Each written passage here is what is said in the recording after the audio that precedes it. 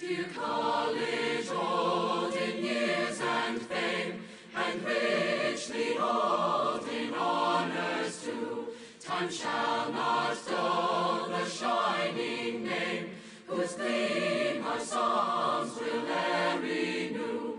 And as years go by, dear William and Mary, thy fame will never cease. But each new year rejoice to see thy children's praise to thee increase. We honor thee not for our gain, but to make known thy majesty, thy truth and courage that remain, however harsh the fates may be. As through troublous years, dear William and Mary, our country fought, so thou hast fought, and won and lived to hear thy children singing to thee now. O thou our guardian and our guide, renew our courage every hour, and keep thy spirit by our side, to aid us with its watchful power. Throughout all our lives, dear William and Mary, we pledge our loyalty. Dear college, now and evermore, thy children cry all hail to thee. Beneath thy trees, within thy halls, dear college, we give praise to thee, to pledge ourselves whatever befalls, to pledge unfailing loyalty. Our hearts are with thee, dear William and Mary, however far we stray. Our noble college, hear us now, thy children sing to thee today.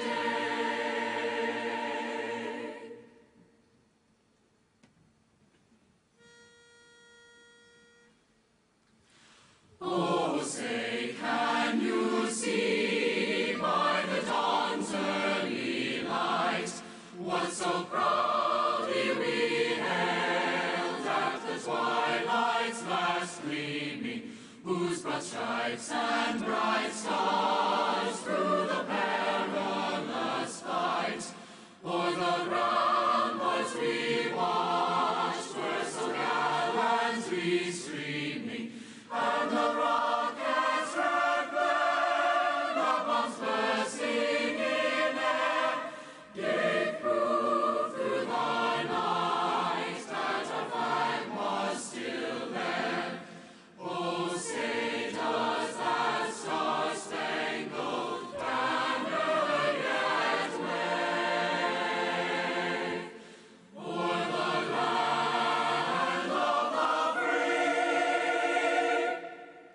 and the home of the brave?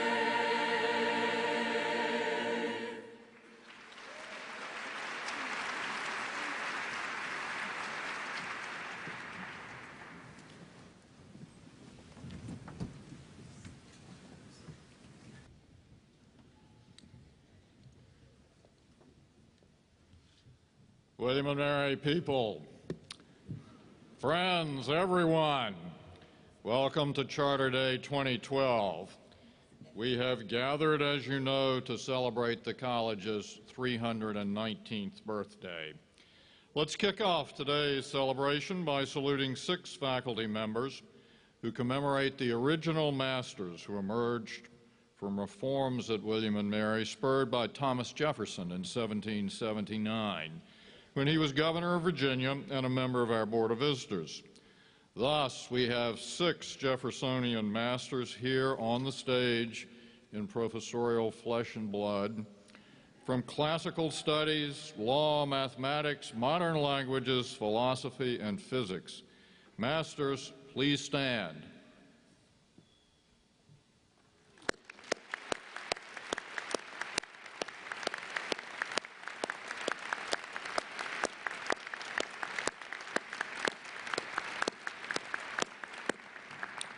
Well, I only counted 4, but there are 6. King William and Queen Mary granted a royal charter to the college on February the 8th, 1693. As is our annual habit, we now revisit parts of the text of the college's seminal document. To this end, 9 students and 1 faculty member will read excerpts from the Royal Charter of the College of William and Mary in Virginia. Following these readings, the student speaker, Megan Moore, class of 2013, will share her reflections on the charter. William and Mary, by the grace of God, of England, Scotland, France, and Ireland, King and Queen, defenders of the faith. To all to whom these our present letters shall come, greeting. For as much as our well-beloved and faithful subjects, constituting the General Assembly of our colony of Virginia, have had it in their minds and have proposed to themselves to the end that the Church of Virginia may be furnished with a seminary of ministers of the gospel, and that the youth may be piously educated in good letters and manners, and that the Christian faith may be propagated amongst the Western Indians to the glory of Almighty God. To make, found, and establish a certain place of universal study, or perpetual college of divinity, philosophy, languages, and other good arts and sciences, consisting of 1 president, 6 masters or professors, and 100 scholars, more or less, to be supported and maintained for all time coming. And forasmuch as our well-beloved and trusty, the General Assembly of our colony of Virginia aforesaid, has humbly supplicated us by our well-beloved in Christ, James Blair, clerk, agent duly constituted, that we would be pleased not only to grant our royal license, but also to extend our royal bounty and munificence towards the erection and foundation of the said college, in such way and manner as to us shall seem most expedient. And being desirous that forever hereafter there should be one such college, or place of universal study, in some certain and undoubted way within that said college for the rule and government of the same, and of the masters or professors and scholars, and all others inhabiting and residing therein, and that the said college should subsist and remain in all time coming of our special grace. That they may have power to erect, found, and establish a certain place of universal study or perpetual college for divinity, philosophy, languages, and other good arts and sciences. Consisting of 1 president, 6 masters or professors, and 100 scholars, more or less, graduates and non-graduates, as above said, according to the statutes and orders of the said college, to be made, appointed, and established upon the south side of the York River and on the land now in the possession of John Smith, to continue for all times coming. And further, we will, and for us, our heirs and successors, by these presents do grant, that when the said college shall be so erected, made, founded, and established, it shall be called and denominated forever the College of William and Mary in Virginia. In testimony whereof, we have caused these our letters to be made patent, witness ourselves at Westminster, the 8th day of February, in the 4th year of our reign, by writ of the Privy Seal.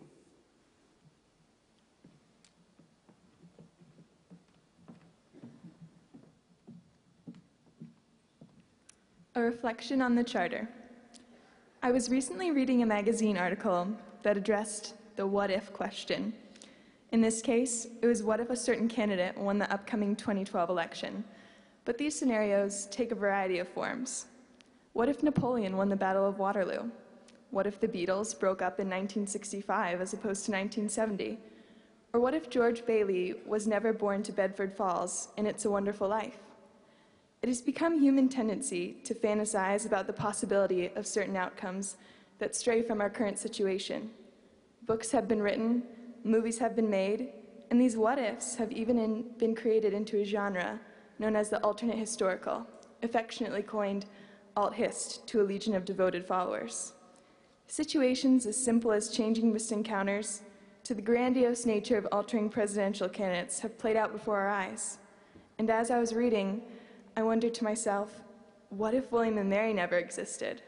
What if, in 1693, our namesakes never signed our charter? For starters, there would be no bricks. There would be no 3-foot walls of stone and mortar that line the limits of our college. There would be no paths to the Great Hall, where we recite the Honor Code, or to the Wren Chapel, where I, along with some of my classmates, can creepily observe weddings taking place. There would be no endless sidewalk where students, alumni, faculty, and staff have tripped on the uneven terrain for centuries. Regardless of your affiliation to the college, these bricks are a common thread in all our experiences here.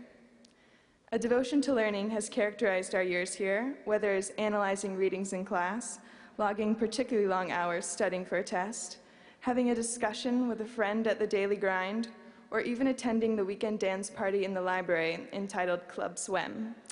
All these interactions show a place for universal study, which these founders so desired to create. Without our charter, these friendships and bonds here, which last long after graduation, would cease to exist. Our charter continues to be a living and breathing document, and with that, the emphasis of tradition at this college is constantly evolving. As a freshman RA, I try to tell my residents, go to everything. Go to every convocation, every Ren 10, every grand illumination, every Yule log, and every King and Queen's ball. These traditions unite us with the present and the past. So today, we can ask that what-if question. However, it's a scary scenario to spend too much time thinking about, for without those signatures, we would miss a variety of aspects that have shaped our identities that go beyond our time here. So when asked what the charter means to me and how I will leave my mark, I have the charter to thank for a girl that will soon leave this place very different than how she came. One who emerges from a beautiful landscape speckled with pathways of winding bricks, who has the love for learning and, more importantly, truly experiencing life. And finally, someone who appreciates the past in order to cherish the present.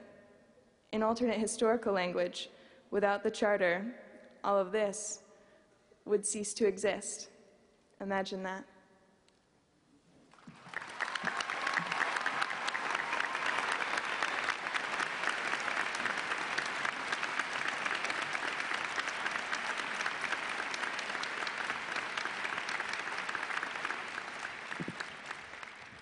Megan, thank you. That was quite wonderful. Today is an especially momentous Charter Day. Today we invest, we inaugurate, we anoint our 24th Chancellor. Like chancellors in British universities, William & Mary's Chancellor is spared the molestations of management. Our Chancellor focuses instead on symbolizing the continuity and the splendor of William & Mary, on providing wise counsel to the campus community, on gracing with his or her presence our most important annual ceremonies, on pressing the flesh with students from time to time. Before the American Revolution sundered William & Mary's ties with the mother country, the college's chancellors were archbishops of Canterbury or bishops of London or an occasional earl. William & Mary was then essentially an Anglican church school. After the Revolution, our first American chancellor was none other than the great George Washington, who assumed the post in 1788 and held it until his death in 1799, including while he was President of the United States. During our own time, starting in 1986, we've had a brilliant run of chancellors. Former Chief Justice of the United States, Warren Burger, followed by former British Prime Minister, Margaret Thatcher, then former U.S. Secretary of State, Henry Kissinger, and most recently, the incomparable, the inimitable Justice Sandra Day O'Connor, and now, today, our own alumnus, Robert Michael Gates, class of 1965, who is the only person in U.S. history to serve as Secretary of Defense under presidents from different parties, and whose career in public service is the stuff of legend. Bob Gates began serving his country shortly after graduating from William and Mary. In 1966, he joined the Central Intelligence Agency, working nearly 27 years as an intelligence officer. During this period, he was a National Security Council staff member for 9 years. He is the only career officer in the CIA's history to rise from being an entry-level employee to being the director, the supreme being, a post he held from 1991 to 1993. He was deputy director of the CIA from 1986 until 1989, and assistant to the president and deputy national security advisor at the White House for President H.W. Bush from 1989 until 1991. In 2006, Gates took office as the nation's 22nd Secretary of Defense under President George W. Bush.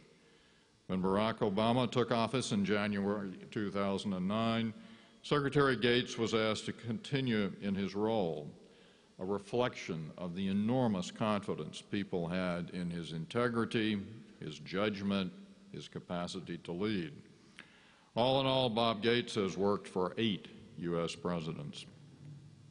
When he left federal service in June 2011, President Obama awarded him the Presidential Medal of Freedom, the country's highest civilian honor. Bob Gates is also no stranger to leadership in the academic community. From 2002 until 2006, he served with compelling success as president of Texas A&M University. At William and Mary, Bob majored in history. He was an active member of Alpha Phi Omega, a service organization that he led as a senior.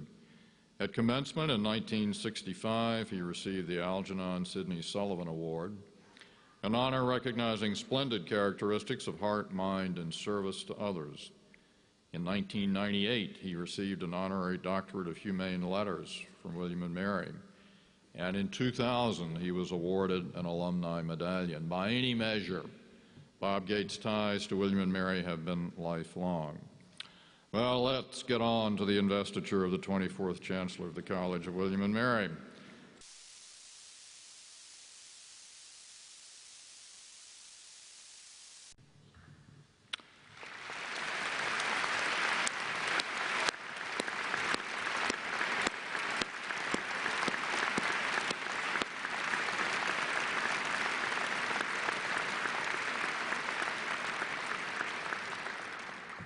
Now, I'm going to read about how well-dressed the Chancellor is while certain things happen to him.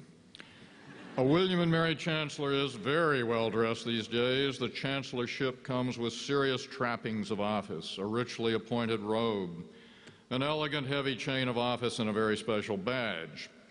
The robe was designed and approved by the Board of Visitors. The chain and badge were gifts of the Alumni Association. The badge is modeled after one worn by Sir Thomas More when he was Lord Chancellor of England. The chain of office features historic insignia evocative of past chancellors in the college. Its swords come from the arms of the Bishop of London and its cross from the arms of the Archbishop of Canterbury. Its eagle is a crest detailed from the family arms of George Washington, and its lion is a crest detail from family arms of John Tyler, who, like Washington, was both a President of the United States and a William and Mary Chancellor.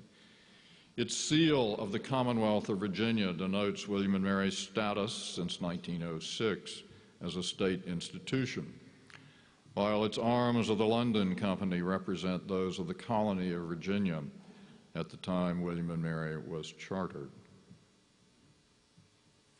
Mr. Rector. Secretary Gates, having affixed the symbols of your office, by the authority vested in me by the Board of Visitors and by the ancient royal charter of the College of William and Mary, I hereby declare your investiture complete. We welcome you as William and Mary's 24th Chancellor.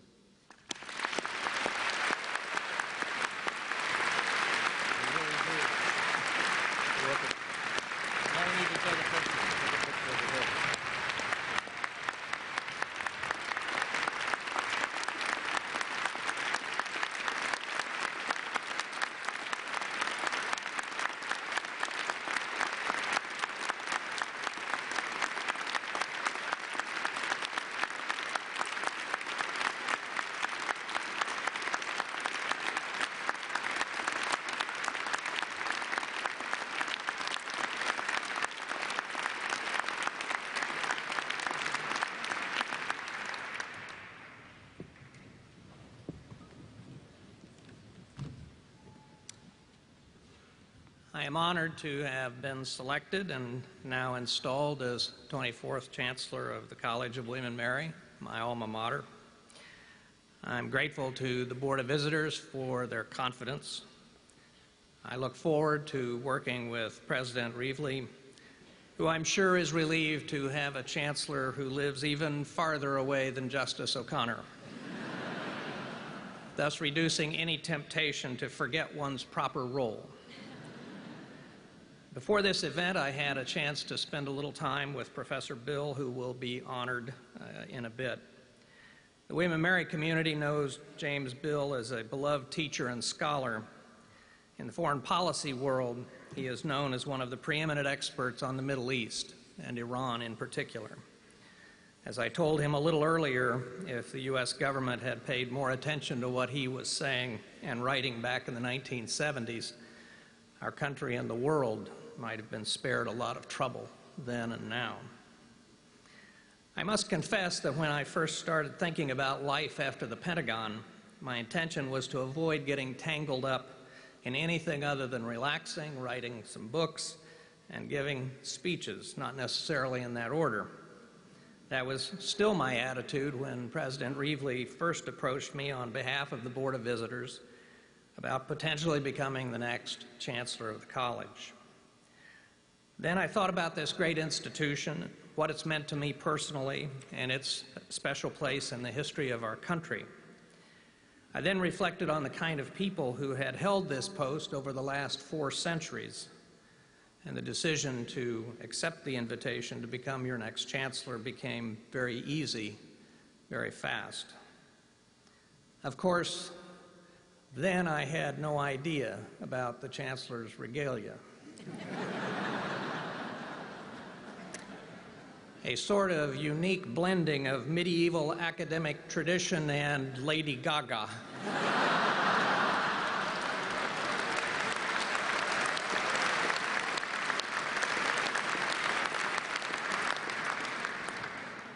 I noticed that the Charter of 1693 called for a Chancellor who was, quote, eminent and discreet, reflecting that most of the early chancellors were archbishops of Canterbury. As compared to some of the world historical figures who have served in this position, I'm well behind the curve in the eminence department, but when it comes to discretion, you've got the right guy. I definitely know how to keep a secret. I've been fortunate to have worked with the last 3 chancellors in various capacities over the past 40 years.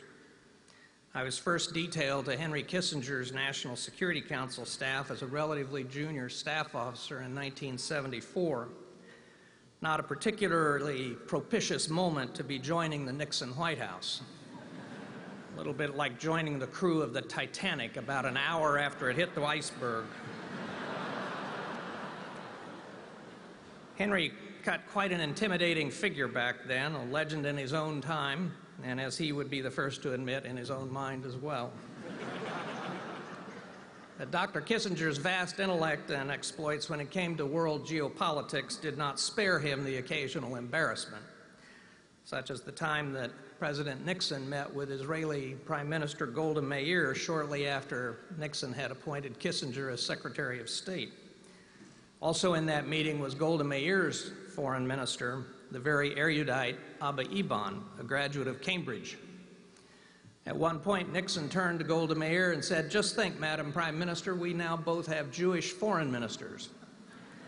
And without batting an eye, Golda Meir said, "Yes, but mine speaks English."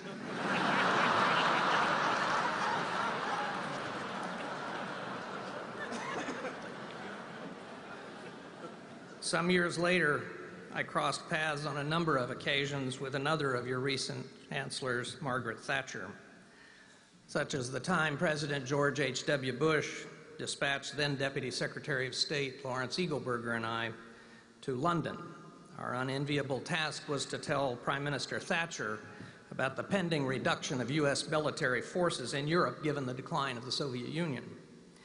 We made our presentation, and she asked very hard and difficult questions. And when the session was over, she put an arm around each of our shoulders, and as she was walking us out, she said, "You know, The two of you are always welcome in this house as long as I'm Prime Minister. Then her face turned glacial, and she said, "But never again on this topic." In telephone conversations with President Bush, she later referred to Eagleburger and me as Tweedledee and Tweedledum. I always claimed to be Tweedledee. Justice Sandra Day O'Connor administered my oath of office as Director of Central Intelligence in 1991. But I didn't really get to know her well until 2006 when we served together on the Baker-Hamilton Iraq Study Group, established to try and help right the troubled war effort in Iraq. I was struck at the time that even though Justice O'Connor had less direct national security experience than most of the group, she probably asked the best questions and got the most useful answers. It's a tremendous honor not only to join such great figures as Chancellor, but also to be the first William & Mary alumnus to hold this post in, quote, the modern era, unquote, which of course for William & Mary could date back to the Enlightenment. The path from my first day here in August of 1961 as a 17-year-old freshman housed in the attic of Old Dominion Hall, I might add, paying out-of-state tuition of $361 a semester.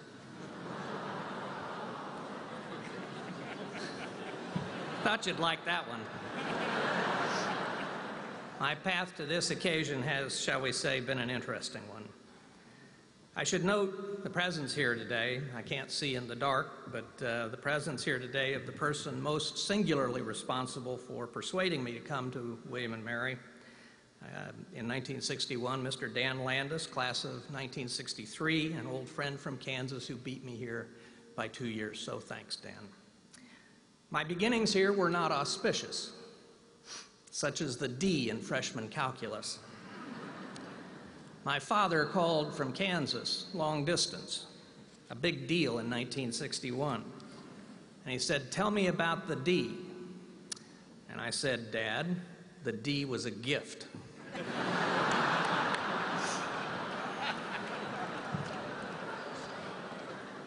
Or taking first-year Russian here at the college from a young woman lecturer from Alabama, giving my already very poor Russian accent a decidedly southern U.S. lilt. Most of my time here as a student, I drove a school bus for the Williamsburg-James City County Schools. I parked the bus behind my dorm, Bryan Hall, a source of many adventures, most not repeatable in mixed company. One morning I went out to start the bus, and it had snowed about 2 inches. Growing up in Kansas, I thought nothing of it, scraped off the windshield, and drove to my first stop to pick up the son of the chair of the government department. He wasn't at the stop, so I honked the horn. The professor came out in galoshes and a bathrobe and asked what I was doing. I said, "I'm here to pick up your son." He replied, "There's no school today." I said, "Why?" He responded, "Because the school buses can't get out."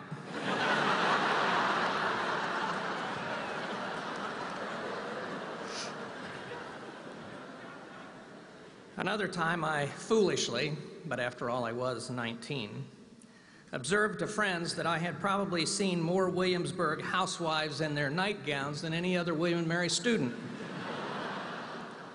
I quickly found myself in the school bus boss's office in the dock, apologizing and explaining that, of course, I had only been referring to them seeing their children off to the school bus in the morning.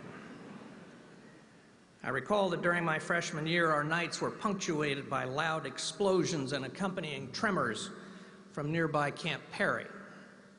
We would curse the U.S. Navy in the saltiest terms for our loss of sleep. Only years later would I learn that we had blamed the wrong part of the U.S. government for the noise. So much later, I could truthfully state that the activities of the Central Intelligence Agency began keeping me awake at night long before I became a senior official. Ever since walking the grounds as an undergraduate, I have been fascinated and inspired by by the role this small corner of our country has played in shaping the identity and political ethos of the United States of America. In particular, the traditions of law and liberty brought over from England and Jamestown, traditions later given new force and meaning in places like Williamsburg and Philadelphia, before being enshrined in the governing institutions of our country and spreading ultimately throughout the world. Indeed, so much of what defines America first took root here in Virginia, along the banks of the James River. Jamestown saw the New World's first representative assembly. In those tough early days, getting the people's business done was often a matter of sheer survival. Of course, that didn't stop the earliest American politicians from behaving, well, like politicians. The historian Richard Brookhiser wrote of Jamestown, its leaders were always fighting. The typical 17th century account argues that everything would have gone well if everyone besides the author had not done wrong. Sounds a lot like a typical DC memoir. Yet whatever the divisions, the continued survival and progress of this and other fragile communities in the New World would depend on finding ways to overcome differences. This balance, this calibration of principle and compromise, was a feature of the early history of the Commonwealth of Virginia and the key to founding and ultimate success of our republic. Bold and compelling statements of principle are found in documents such as Virginia's Declaration of Rights, which informed America's Declaration of Independence, and Virginia's Declaration of Religious Freedom, which prefigured the establishment clause of the First Amendment.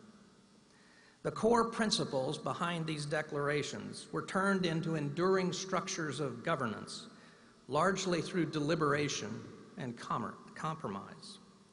The Virginia Plan, for example, a compromise presented at our Constitutional Convention, sought to balance the interests of small and large states in a bicameral legislature. I recount this history not for its own sake, but because I believe that the example of the Founding Fathers, who stood on principle whenever they could, yet compromised when necessary for the greater good, has important lessons for today.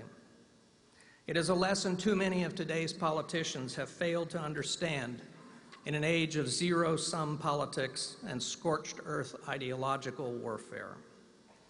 Values such as civility, mutual respect, putting country before self and country before party are now seen to be increasingly quaint historic relics to be put on display at the Smithsonian, perhaps next to Mr. Rogers' sweater or Julia Child's kitchen.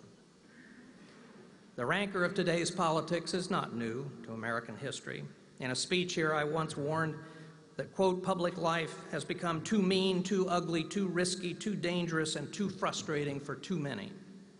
That was 14 years ago. Truth to tell, American politics was a contact sport from the very beginning, and a dirty one at that. The same founding fathers we revere today tore each other apart in the press or behind closed doors. John Adams was called a hideous, hermaphroditical character who has neither the force and firmness of a man nor the gentleness and sensibility of a woman. Thomas Jefferson's sex life was fodder for gossips and pamphleteers. Our first Treasury Secretary, Alexander Hamilton, was killed in a duel following a political dispute. So the vitriol and the nastiness are nothing new, nor is the failure of our political system to deal with issues that divide the country along ideological, cultural, or regional lines. Just think of the years leading up to the Civil War. In more recent decades, crises such as Vietnam, Watergate, Iran-Contra, and impeachment all convulsed the American political system. In each case, however painful and divisive these episodes were, our governing institutions recovered their equilibrium and ability to function.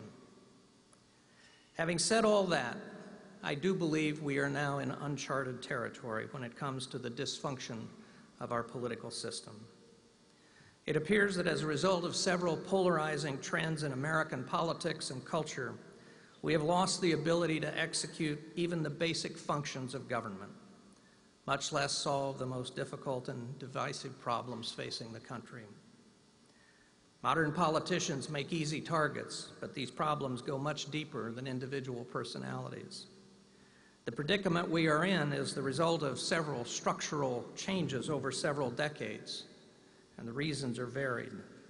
The highly gerrymandered system of drawing congressional districts to create safe seats for incumbents, both Democratic and Republican, leading to elected representatives totally beholden to their party's most hardcore ideological base.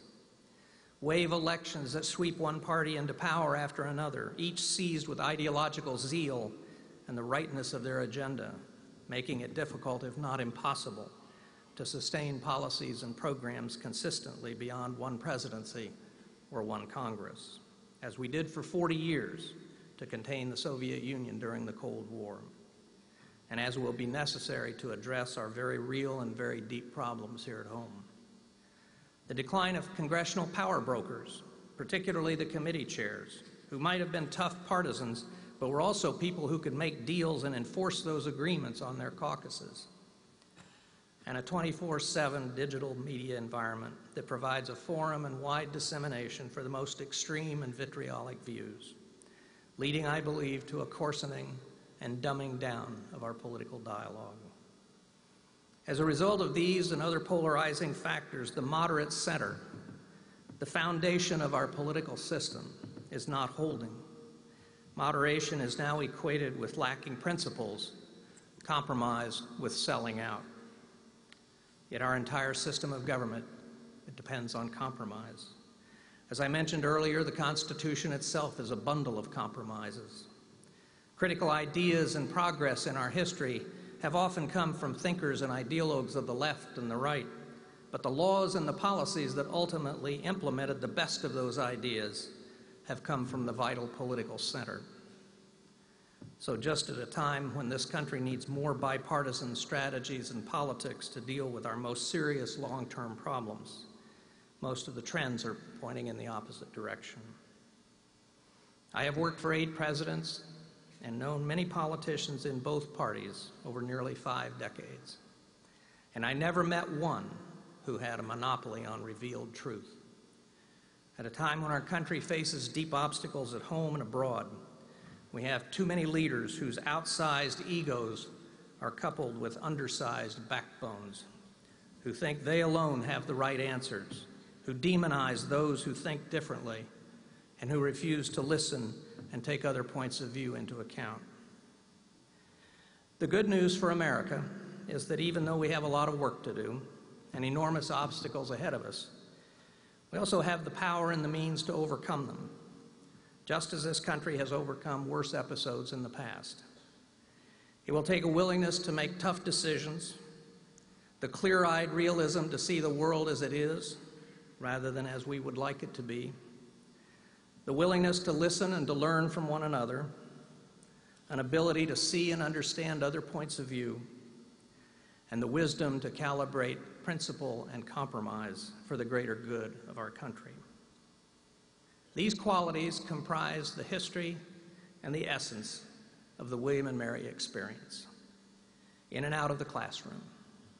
It was at this college that I was first exposed to such an environment, and grounded in what I learned here, I've spent a life in public service. In the great and urgent endeavors that lie before us, I have no doubt that the graduates and scholars of William and Mary, this community of learning and listening and working through issues, rooted in the original soil and the basic principles of American liberty, have a special role and a special obligation to be part of the solution, as leaders, as public servants, as citizens. As I enter this next and last phase of my public life, I will be proud and honored to serve as Chancellor as you help write this nation's course. God bless you, and may God bless this ancient college, this Commonwealth, and our country. Thank you.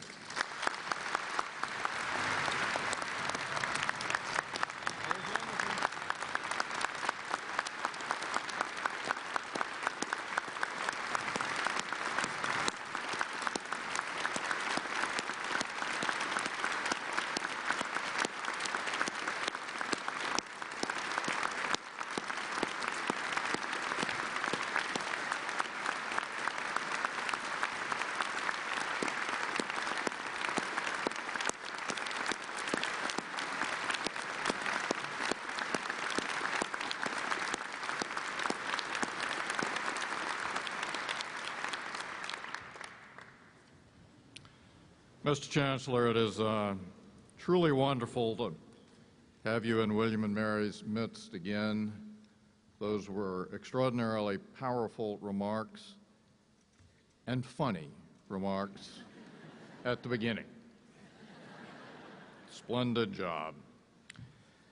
The choir is now going to raise its magnificent voices in tribute to all branches of our armed services. Now, normally, I'm told the way this works is as a particular service's song is sung, members of the armed services in that branch stand.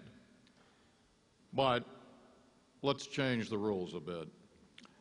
In honor of Secretary Gates and in honor of all of those who are now serving in the American Armed Forces around the world, let's all of us stand while the choir sings.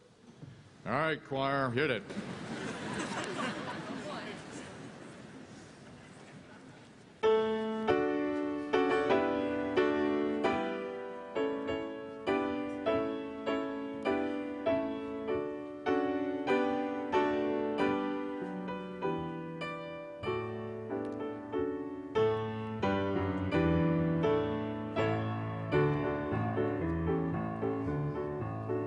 First to fight for the right and to build the nation's might, and the army goes rolling along.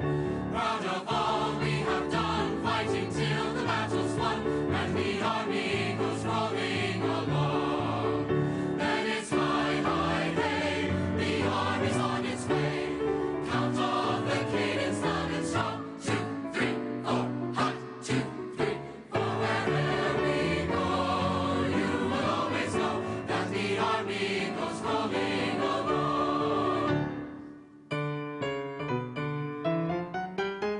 From the halls of Montezuma to the shores of Tripoli, we will fight our country's battles in the air, on land, and sea. First we fight for right and freedom, and to keep our honor honorary.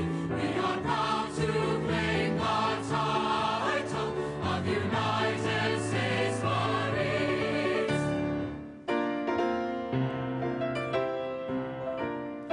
We're always ready for the call.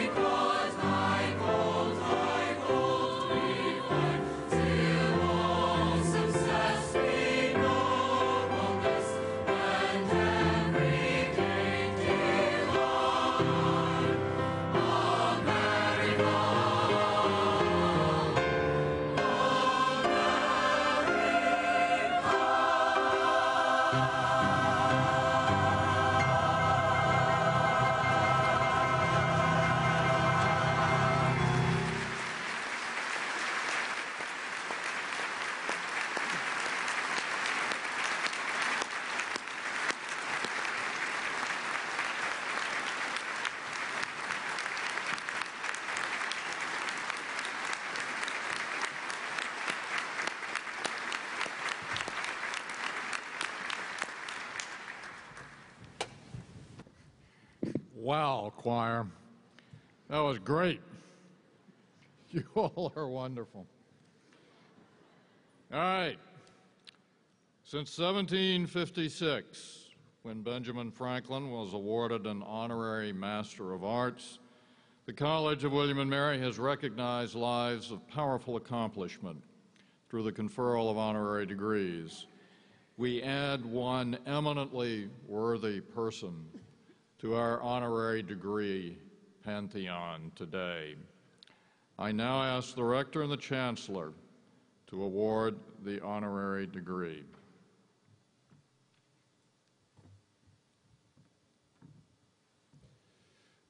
Jim, Bill, please join us.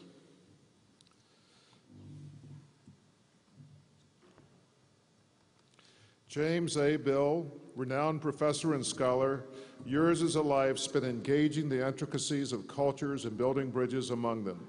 As a founding director of the Wendy and Emery Reeves Center for International Studies, you simultaneously brought the world to William and Mary and took William and Mary to the world. In 1987, you joined the college as the Reeves Professor of International Studies and director of the Reeves Center. You and your devoted wife, Anne, quickly became cherished members of our community. With an initial budget and staff of extremely modest proportions, you set about transforming international studies at William and Mary. Journalist Bill Moyers wrote of your seminal role in the center, quote, "What a miracle you have wrought. You truly started something promising there." Today, the Reeves Center annually supports 600 students studying abroad, hosts more than 500 international students and faculty scholars, and hosts more than 200 events. While a graduate student, you found yourself obliged to write on Iran, which sparked decades of enthusiastic study. Your book, The Eagle and the Lion, The Tragedy of American-Iranian Relations, was praised as the most comprehensive, clarifying, and revealing study to date. Willing to engage difficult and controversial topics, your scholarship earned the respect of your peers, along with numerous accolades. The last of your 10 books, George Ball, Behind the Scenes in U.S. Foreign Policy, offered a revealing look at Ball's role in shaping policy during the Cold War.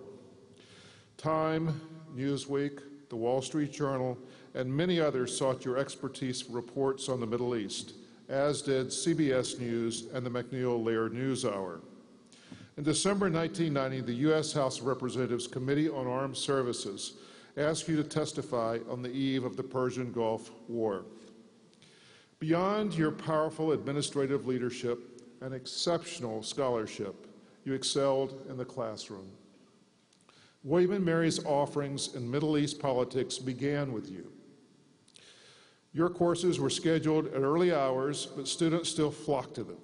A former pupil said yours was the only class I'd hoped would go longer than just one semester.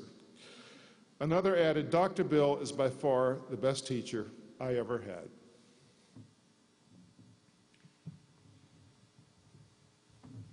James A. Bill, for leading the way for international studies at William and Mary, the college is proud to honor you. By virtue of the authority vested in me by the Board of Visitors and the ancient royal charter of the College of William and Mary in Virginia, I hereby confer upon you the degree of Doctor of Humane Letters, honoris causa.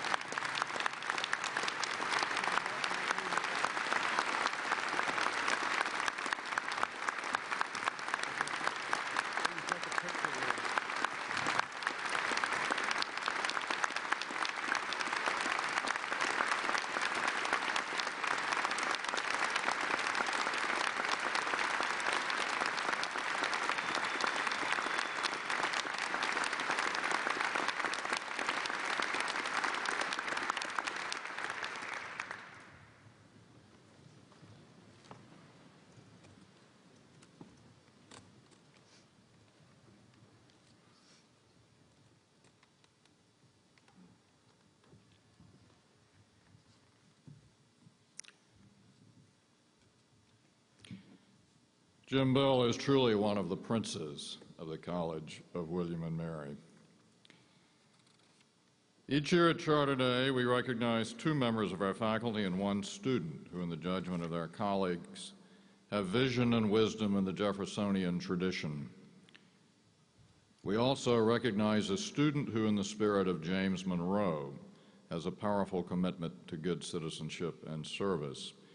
In addition to their august awards, the honorees will also receive either a nickel or a New Jersey quarter. Why on earth? Well, nickeling is a relatively new tradition at William and Mary, but one that I think will grow legs. Our students ever resourcefully annually discover the names of Jefferson Award honorees before they are publicly announced. Nickeling began a few years ago as a way for students to silently recognize a recipient by giving him or her a coin bearing Jefferson's image, that's the nickel, smile knowingly and depart, steal away quietly.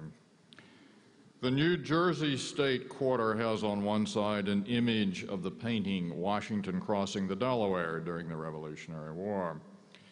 The nation's first president and William and Mary's first American chancellor is easily recognized on the image and the coin. As it happens, James Monroe, a William and Mary alumnus and the last U.S. president who actually fought in the Revolutionary War, is also in the picture. He's the fellow to Washington's right, holding the flag in the rowboat crossing the Delaware. So our Jefferson awardees will get nickels and our Monroe winner a New Jersey quarter, symbolic of the respect and affection in which they are held on campus. Aubrey Minor, undergraduate class of 2008, Jeff Bozeman, law school class of 2012, Provost Michael Halloran and Vice President for Student Affairs Ginger Ambler will present the awards with the aid and the comfort of the rector.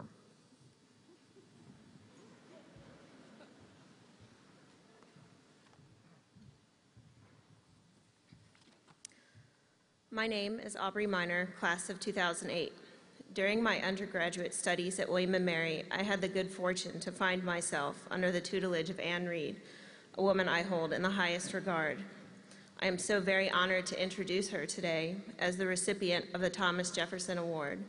The Thomas Jefferson Award is given each year to a member of the faculty whose personal and professional life exhibits those qualities Jefferson thought essential to the intellectual, social, and political advancement of humanity. I came to the College of William & Mary as a transfer student and quickly discovered an intellectual home both in the study of linguistics and in the company of my new advisor, Professor Anne Reed. The courses I took with her, generative syntax, first language acquisition, and descriptive linguistics, are based on information that is often elusive, especially for a young adult in the current zeitgeist. The unwavering fairness, good humor, and encouragement that characterize Professor Reed's teaching style allowed students to approach difficult topics with renewed confidence in their own intellectual ability, as well as with respect for the ability of others. It is evident that her academic and institutional accomplishments are numerous and have positively impacted her colleagues, her students, the college, and the field of linguistics. Most salient to me, however, is Anne's continued friendship and interest in my personal development. Each conversation I have with her renews my confidence that I, too, have something to offer my fellow humans.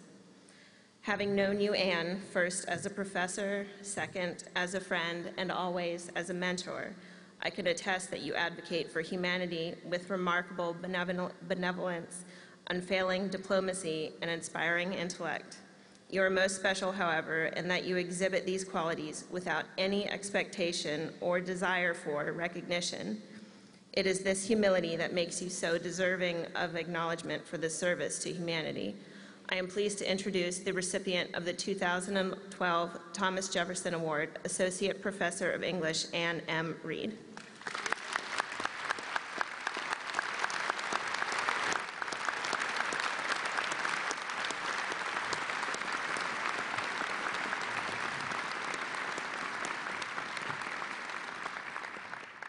Anne Reed, inspiring teacher, mentor, and colleague, we are proud to present you with the 2012 Thomas Jefferson Award and this nickel on behalf of the student body. Thank you very much.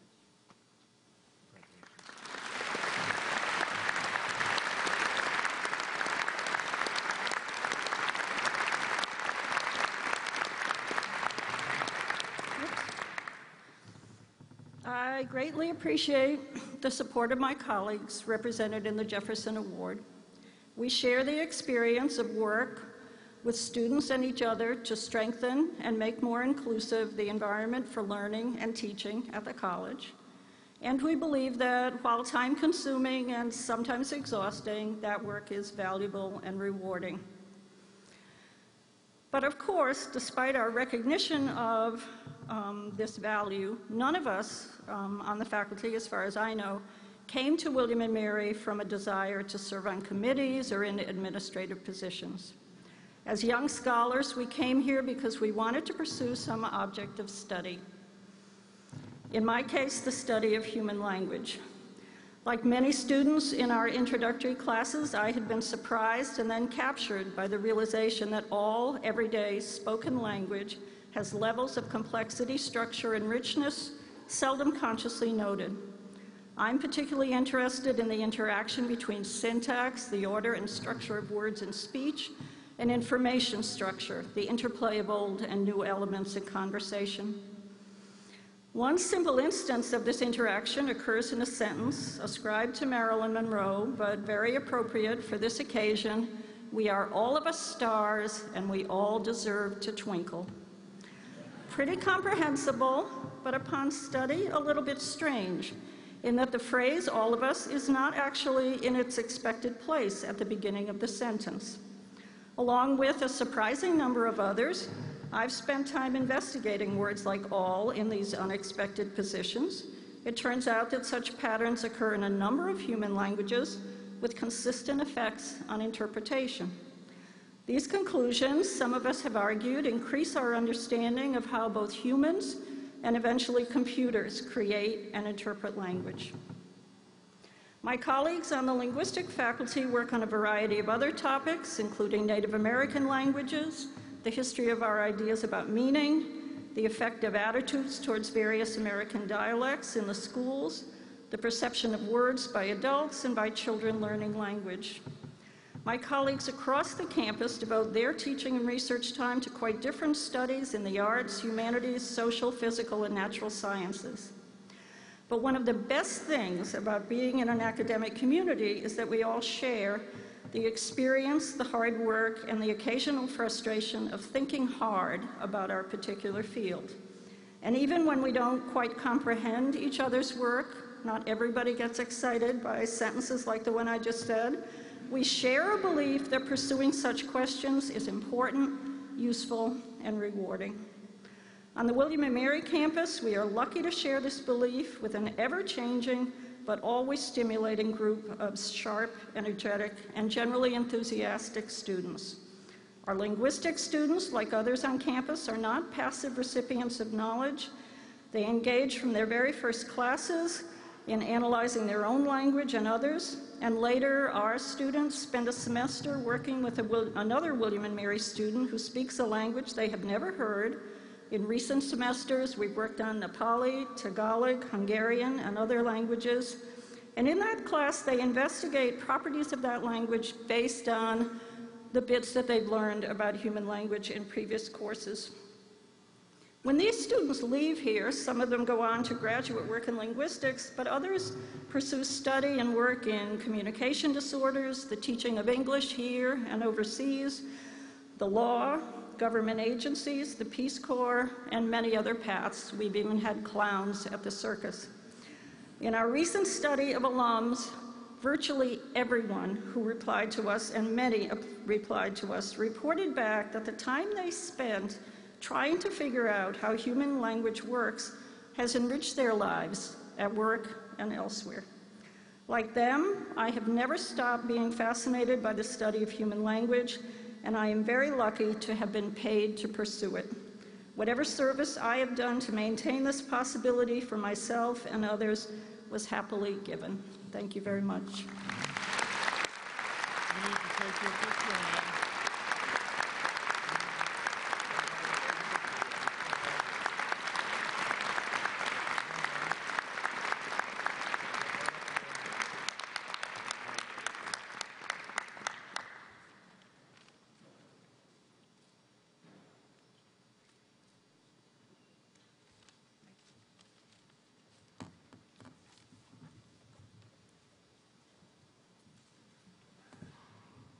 Good afternoon. It's my pleasure and honor today to introduce Laura Heyman, the recipient of this year's Thomas Jefferson Teaching Award.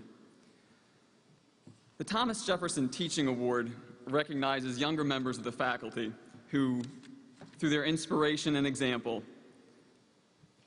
mimic the inspirational leaders that Thomas Jefferson had here and who helped to shape his education at the college.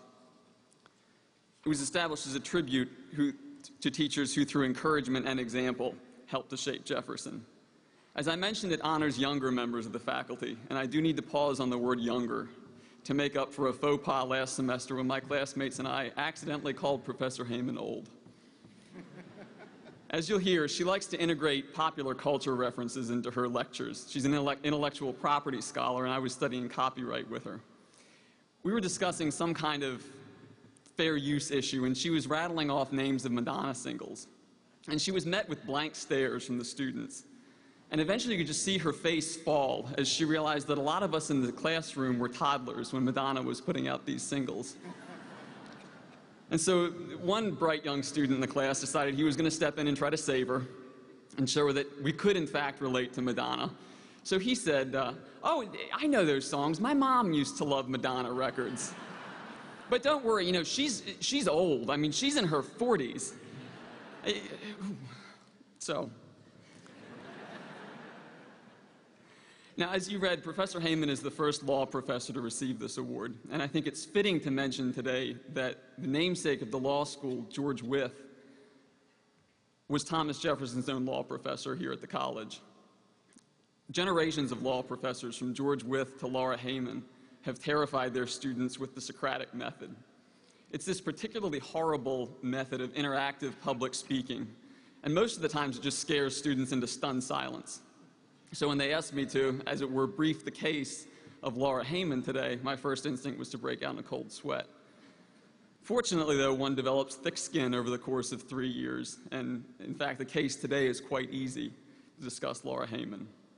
So, Professor, in good tradition, I will first discuss the facts of your brilliant contributions to the law school, the reasoning behind this well-deserved award, and the future implications for the students that you continue to inspire.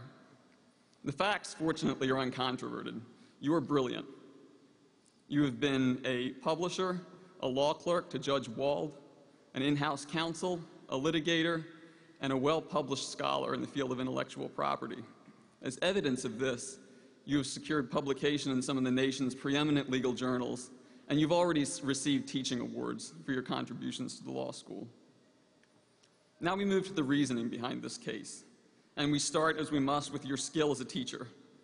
I first met you when I was an applicant to the law school, and I sat in the back of your torts class, and I watched you genuinely engage 80 people in a lecture hall on the fine points of proximate causation. It's a topic which most of the lawyers in this audience would struggle to define. Your students were excited about that, and I could tell at that point that I was meeting an extraordinary teacher. I didn't realize then, although the signs are evident in retrospect, that I was meeting someone who would have such a tremendous impact on my 3 years at this marvelous college. Now, as you've told us, the reasoning behind any case is seldom simple. So your skill as a teacher is a necessary but not sufficient element to explain this justification for this award. We dig deeper to find exactly what is so exceptional that we celebrate today. I submit that it's your dedication to your students that's truly extraordinary. You're the first to send congratulations on any accomplishment, no matter how minor. But more importantly, you inspire perseverance when times are more difficult. I think that's because students trust you implicitly. They know that they can always come to you for advice. A glance around your office reveals so many mementos of all the students that you've mentored and helped over the years. You've been an advisor and a mentor to so many, and more importantly, you've been a passionate advocate for those of us who, for whatever reason, have been unable to speak for ourselves at times. You set an example with your brilliance, your skill, and your compassion that captures the essence of what George Wythe described as the citizen lawyer. When he resolved that here we will form such characters as may be useful in the national councils, the we he was referring to meant the teachers. Thomas Jefferson was clearly fortunate to have George Wythe during his time at the college, and we're delighted to have you on the faculty here.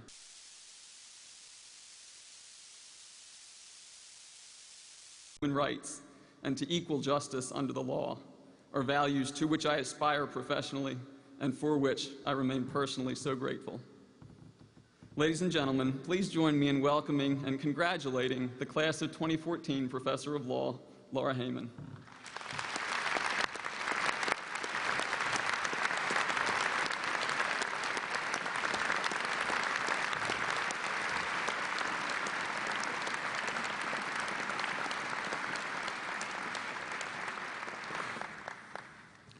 Laura Heyman, your students, and the William and Mary community recognize your excellence in teaching and scholarship.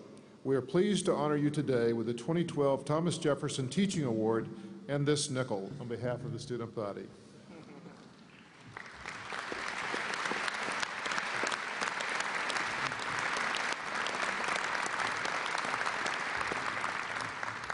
Thank you so much, and thank you, Jeff, for those incredibly kind remarks. When I first started teaching, friends advised me to think back to classes that I had loved and just copy what those teachers did, by which I think they meant use the same textbook or lecture format or method of calling on students. But to be honest, I don't really remember any of those things about my favorite classes. What I remember is how I felt sitting in those classrooms as a confident fifth grader, a curious college freshman, a terrified first-year law student. I felt like I was part of a community. I remember the professor who set aside his lesson plan for the day so that we could talk about a campus event that had upset many of us. I remember the professor who made really getting something for the first time a revelation rather than a cause of self-doubt. I remember the elementary school teacher who made each day so enjoyable that we didn't even realize we were learning. And I also remember when those teachers let us know that we were engaged in the process of learning together. The professor who said to a student, "You know, I never thought of it that way before." Or the professor who apologized to the class when the lecturer went off course and gave it another shot. That same elementary school teacher who believed so much in fair play that when he inadvertently misspelled a word on the blackboard, he went home and he wrote out that word 100 times because that's what he asked of us. In each of those classrooms, we were willing to go along for the ride because we knew that we were traveling together toward a destination that we believed would be worth it. And I think that those of us who are fortunate enough, and I use that word intentionally, fortunate enough to teach here at William & Mary, know that feeling of a shared experience. I sometimes tell people that my job description is actually professional student, because I am learning as much from my colleagues and my students as I feel as if I'm giving back. The best moments for me are not when students come up with the right answer in class, although that is appreciated. It's when they share my excitement about the ambiguity, about how complicated the question is, and they embrace that ambiguity rather than shying away from it. That's when our conversation really begins. We work together to figure out the possibilities, and we try to remember that sometimes knowing what the questions are is just as important as knowing the answers. Now, that's not to say that being part of a community means that we share everything in common. That Madonna comment took a few days to get over. But for every student that has poked fun at my musical tastes, and there have been a few, there has been a student who has revealed something about himself that has reminded me once again how the law affects our daily lives. There's been a colleague who has helped me see something that I've read a dozen times in a completely new light. And there's been an alum who has reaffirmed why it is we do what we do. I am grateful to have had supportive deans, administrators, colleagues, friends, and loved ones who have constantly provided advice, support, most of all, reassurance that the mistakes weren't all that bad. I'm very happy to work at a college and at a law school that can compete with the best in terms of research and scholarship, but reserves one of its Charter Day awards for teaching. But most of all, I am truly, truly honored to have students who put their trust in me, who are willing to go along for the ride because they believe that we're traveling together toward a destination that will ultimately be worth it. Thank you very much.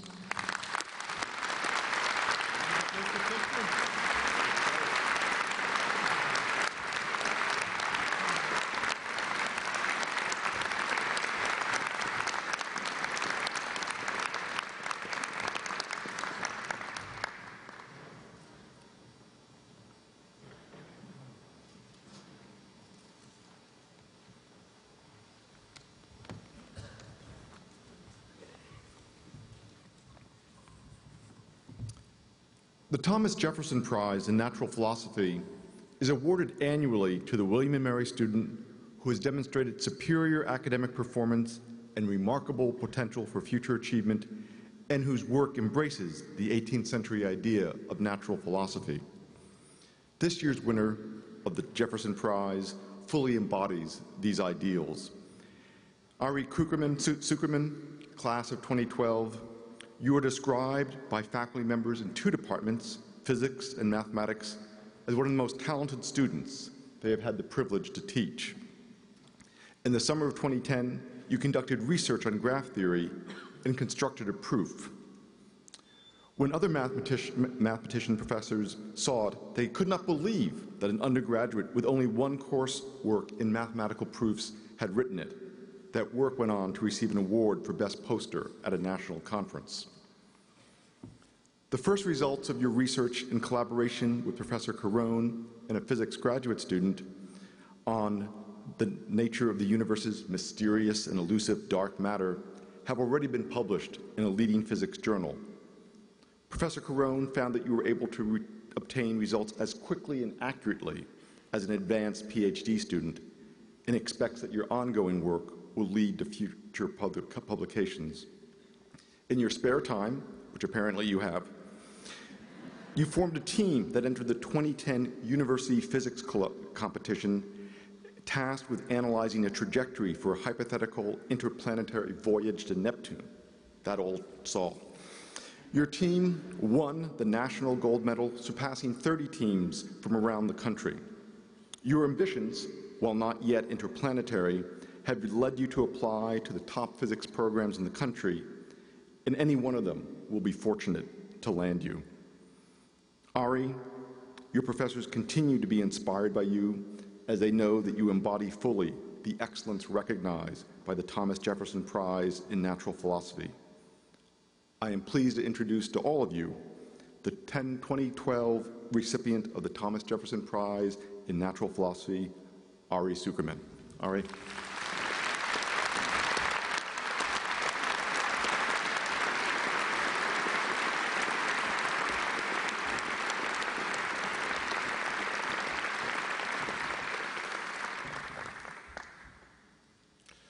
Ariel Zuckerman, for your commitment to scientific research, dedication to ensuring that science serves the greater good, and tireless quest for knowledge, you are a worthy recipient of the 2012 Thomas Jefferson Prize in Natural Philosophy and this nickel on behalf of the student body.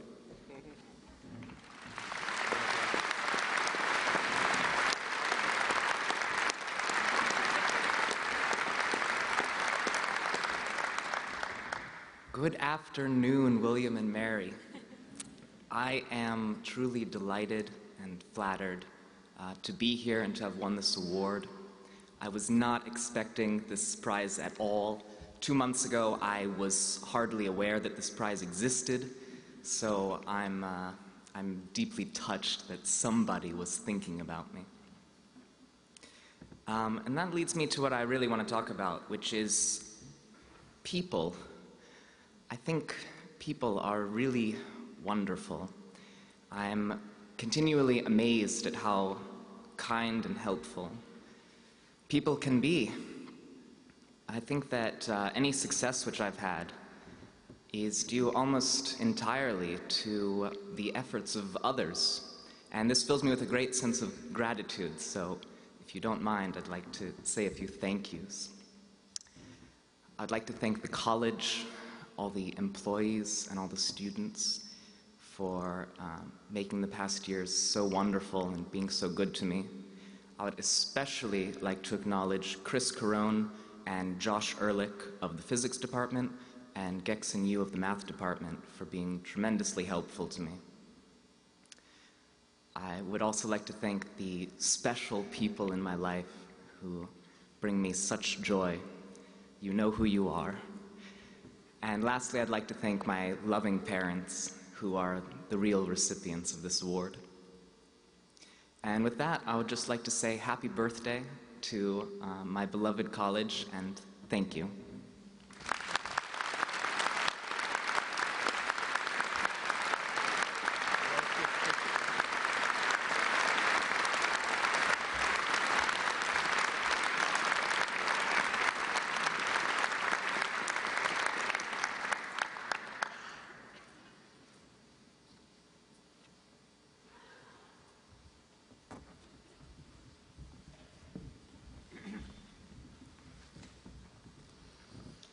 The second of 3 United States presidents to graduate from the College of William and Mary, James Monroe lived according to the principle summarized in his first inaugural address: "From a just responsibility, I will never shrink."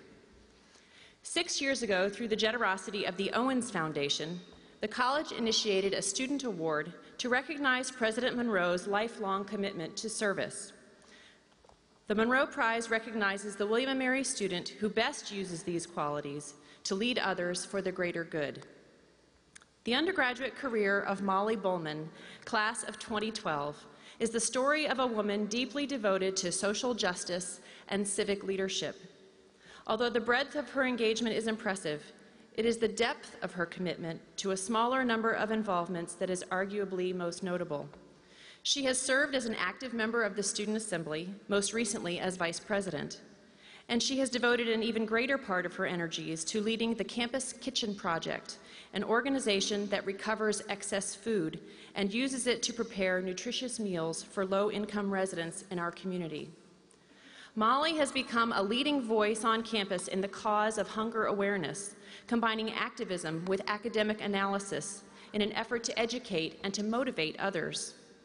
One of her professors writes, quote, "In my experience, undergraduates approach public service either from a passion for democratic engagement and a personal commitment for social justice, or from an analytic and objective perspective that seeks to bring the techniques of the social sciences to bear on social problems.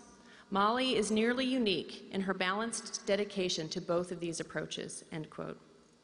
As Molly has developed in her own knowledge and personal efficacy, she has also come to understand the power of example in leadership. Such was the inspiration for her senior honors research project, which examines successful and unsuccessful efforts by local politicians to initiate community action. In all she does, Molly epitomizes the characteristics of the empathic citizen scholar. She blends passion with purpose, interest with intellect, citizenship with scholarship. It is my personal pleasure to introduce the 2012 recipient of the Monroe Prize, Molly R. Bullman.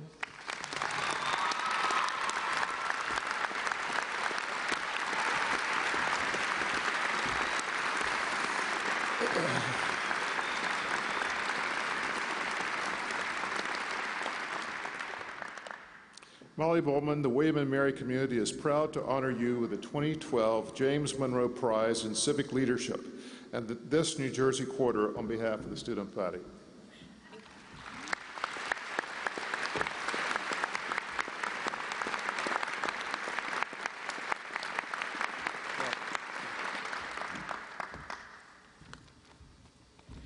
Thank you all so much for your support and for everything you've invested in organizations like Campus Kitchen and SHARP that are truly responsible for my standing up here. I also want to thank a special few of you who pointed out to me, quite awkwardly I might add, that you have absolutely no idea to what civic engagement and, for that matter, civic leadership refer. That makes sense. Engagement is often tossed in with phrases like citizen participation, community service, volunteerism, countless other buzzwords. For many, the idea of engaging is simply inaccessible. It's tough for me to accept. I attribute so much of my connection to this school and to all those I've met while learning here to engagement. So I'm thinking maybe it needs to be explained a little differently. Think about it this way. If you strip away all the layers of all the things that make up a life, a single commonality is revealed, that desire for human connection. You take an individual at any stage of life, shed their countless belongings, remove all the memories and other intangibles, just discard all the little variants that make each person unmatchable. What you'll find is an innate tendency for one human being to explore, to learn from, and ultimately to connect to another human being. Now, you can't argue that you're not familiar with this phenomenon. That's how we've met our closest friends, new romances, and our classmates here at the college. We're constantly learning from one another, finding new connections, and even rediscovering old ones. Above all else, it's these connections that determine our identity as we become the sum of all of those we've met. The next step is where it gets a little bit more challenging. For some, investigating outside our immediate domain is quite natural, as these people volunteer and serve simply because they grew up doing so. For others, something has to change, and experience brings them to serve, while others are still waiting for that experience to hit them. Now, engagement lies in an awareness of those potential connections, and more specifically, an awareness that the connections outside our comfort zone can link cultures, generations, and even perspectives. Thinking about service this way makes it a little bit more organic. Each of us already has so many years of practice. So Charter Day is a perfect time to evaluate our connections.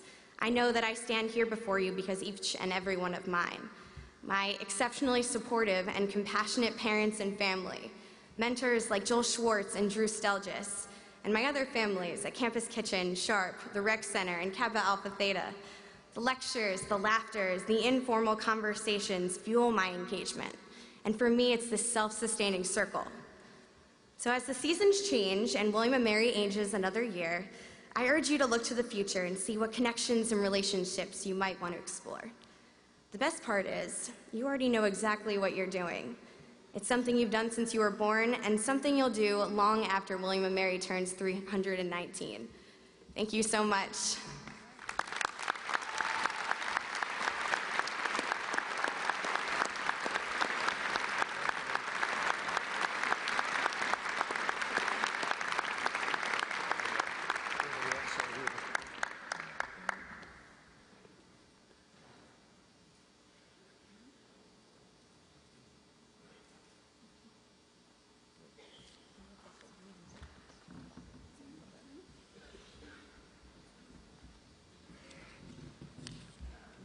In honor of their contributions to the college, I ask those former Jefferson Award recipients with us to stand and be recognized. All right, stand up.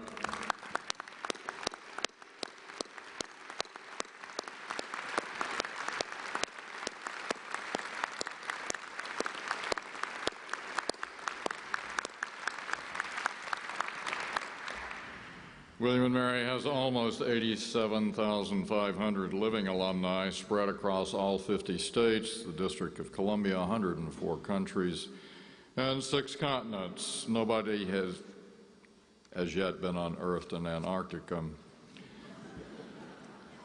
The Alumni Medallion is the highest honor the William & Mary Alumni Association bestows on a graduate of the college.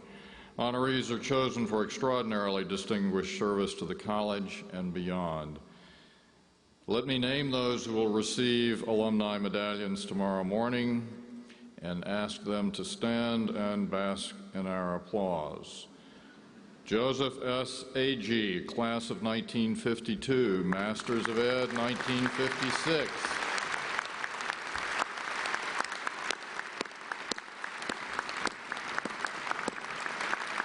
Ruth W. Tiller, class of 1945.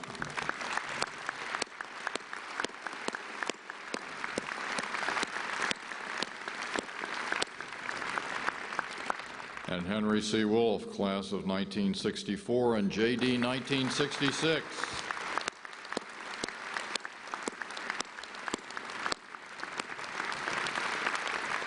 I hope many of us can be on hand tomorrow morning at 10 a.m. in the Sadler Center for the medallion ceremonies. Everybody is welcome. Well, friends, we're nearing the end. I know I'm on the program for closing words. They will be really quick. Then we're going to have a cheer in honor of the birthday, and then happy birthday will be sung, and then we will be set free after we've sung the alma mater. Thomas Jefferson completed his studies at William & Mary 250 years ago. This is the 250th anniversary of Jefferson finishing at William & Mary. He studied intensely with his great professor, William Small. Then Jefferson went on in Williamsburg to pursue a legal education under his equally great teacher, George Wythe, who later created the country's first law school at William & Mary. To revisit my favorite quote from Jefferson's biographer, Duma Malone, our continent has provided no greater seedbed of greatness than the 1 square mile of this old colonial capital, and no American institution of learning has ever surpassed the record of this little college in Jefferson's generation as a nursery of statesmen. When Jefferson left William & Mary in 1762, the college was already 69 years old. Fast forward 250 years to today, and William & Mary, on its 319th birthday, has become one of the most time-tested and acclaimed institutions of higher education in America, and one of the most prolific producers of graduates devoted to the good of their communities, their states, their nation.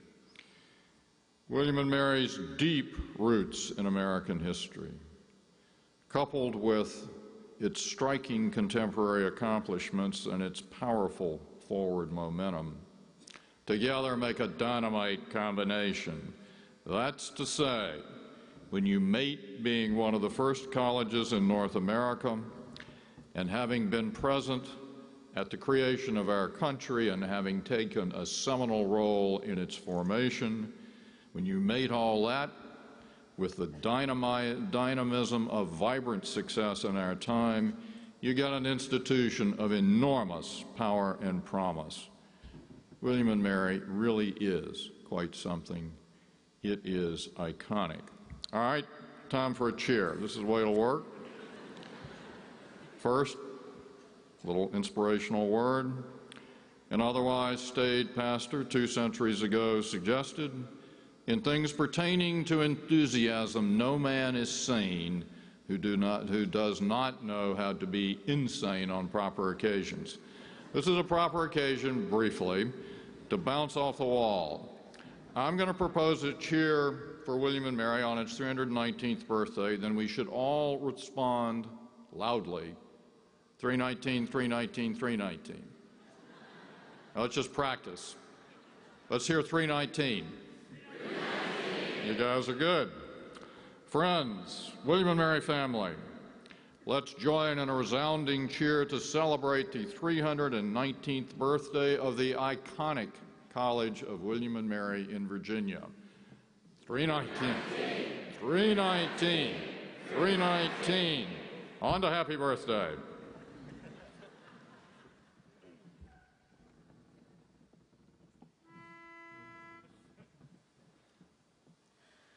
Happy birthday to you.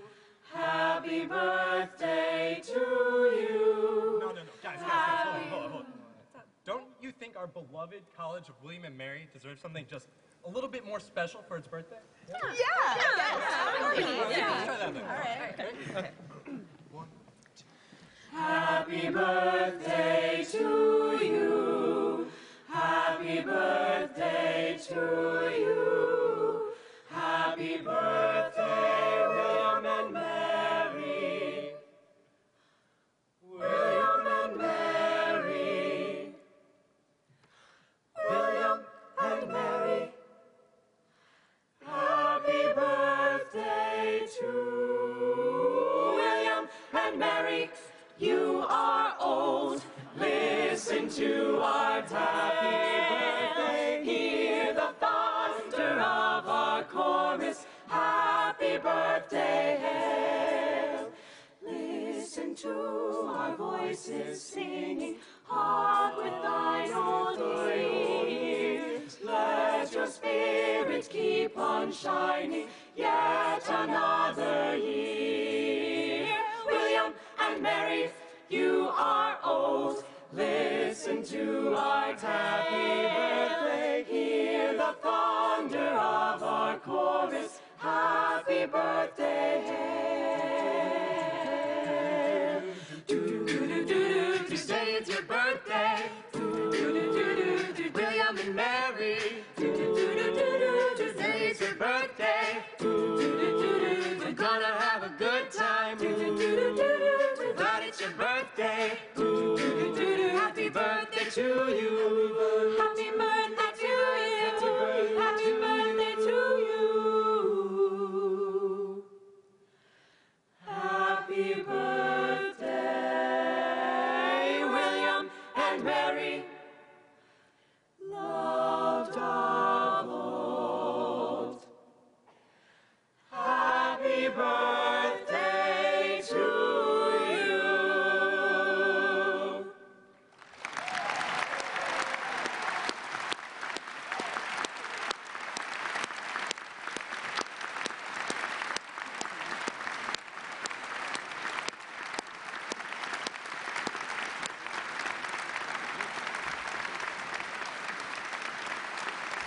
Double take.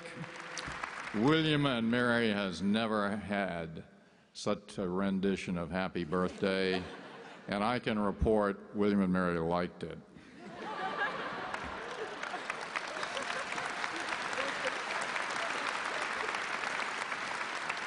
All right, one last message to our students. In addition to the tradition of Charter Day pins to wear on your graduation robes, you all are all invited to leave your mark for all time coming by signing a 2012 Charter Day scroll.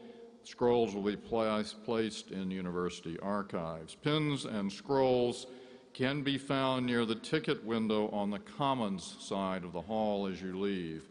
Now let's all stand for the alma mater.